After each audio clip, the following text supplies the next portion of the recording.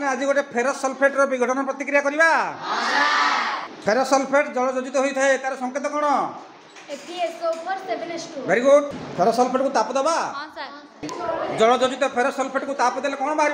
Ferric oxide plus sulphur dioxide and sulphur dioxide. Very good.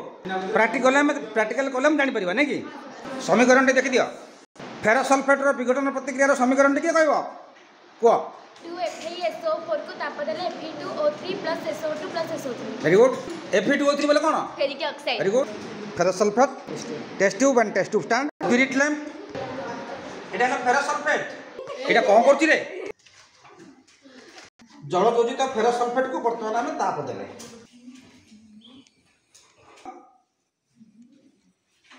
जल देखि पारुछ? गंध सुंघी पारुछ? की गंध होउची? जलंता गंधकर लाक्षणिक गंध तमाम गोटे गैस बाहर नहीं कि जल देखी पार्छ तो? टेस्ट ट्यूब भीतर पट कांथरे लागिक रोचे नहीं? सल्फेट कलर बदलुची फेरिक ऑक्साइड रे कौन कौन सब बाहर गैस आम जाचे? Sulphur dioxide and sulphur trioxide.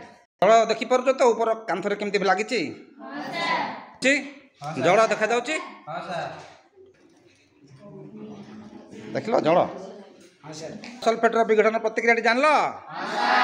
Okay.